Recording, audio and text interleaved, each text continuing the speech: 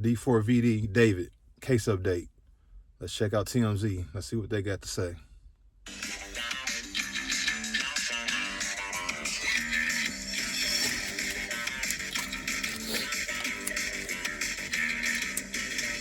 Welcome to TMZ Live and happy Thanksgiving. Happy Thanksgiving. The Celeste Rivas homicide investigation has taken a big turn. There is now a grand jury that has convened to try and dig up information that could lead to an arrest. Yeah, the LA County District Attorney's Office presenting evidence to this grand jury, presenting the evidence they have at this point. And the grand jury, what we've heard is that the grand jury has been convened for several days in mid-November. So we don't know, because grand juries are all done with good reason in secrecy.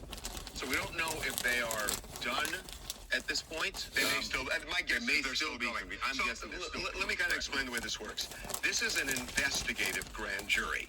And the reason that they convene these is because the police can call somebody that they want to interview, and a lot of people clam up. They say, I'm not going to talk to you. They're afraid of incriminating themselves or other people, and it's very difficult sometimes for police to talk to people who are involved to get information. So the reason for a grand jury is that they can subpoena people and require them to testify. The only way somebody cannot testify is to use their Fifth Amendment right against. So they're talking about subpoenaing people. That must mean that it's a lot of people tied to this case that knew what happened, knew what was going on, and they just didn't say anything. So by them getting subpoenaed, they getting forced to show up to court, and they getting forced to tell what they know, or their ass might go to jail as well.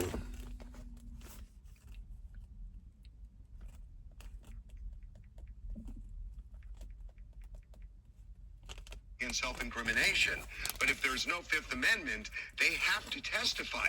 So the police use the grand jury as an investigative tool to get things that they could not easily get. They could also use this to get videos or other documents that, like you said, if someone is being a little difficult, they don't want to turn it over. Right. It gives them subpoena power. You can issue, obviously, a subpoena through the grand jury. I think the other big thing here is there's been so much that we have not been able to figure out about this investigation, right? I know you've had some great sources, but at the same time, there's so much mystery, it seems, behind this investigation, more so than most others that we deal with, because we know that this body was found in the trunk months ago now. We were always wondering why there was no tox report. We've now learned that because the body was potentially frozen and put on ice. This is a huge step. The fact that a grand jury has been convened means the cops are really, prosecutors are a long way down the road. Or they're not. Frozen and put on ice. So this dude really did this to this little girl and then put her in his fucking freezer. This dude a couple screws short, y'all, I'm telling you. They don't have enough. Or they don't have enough. They need the grand jury. But I think it does point to that they think they know where they can get the information. Right. That's exactly. And they're hoping by convening this grand jury, they're going to be able to get to it. What we have been reporting and know is that although the medical examiner has not determined a cause or manner of death, the LAPD Robbery Homicide Division, they are viewing this as a homicide. And they are also viewing the singer David, who had some sort of relationship with this young girl, Celeste, who was 14. They are viewing him as a suspect. We're also told there is a second suspect that they're looking at who has some connection to the dismemberment of Celeste's body. As you know, that Celeste's body was found in David's Tesla near his rental house in early September, and it had been there for weeks. And we told you that LAPD knows this, that they believe that they have hard evidence. David took a mysterious trip to Santa Barbara in the spring of this year, spent in a very remote area, and spent several hours there in the middle of the night. In the previous video, I said when he went to that location, he was planning on getting rid of that body. But somebody spooked him. Somebody seen him.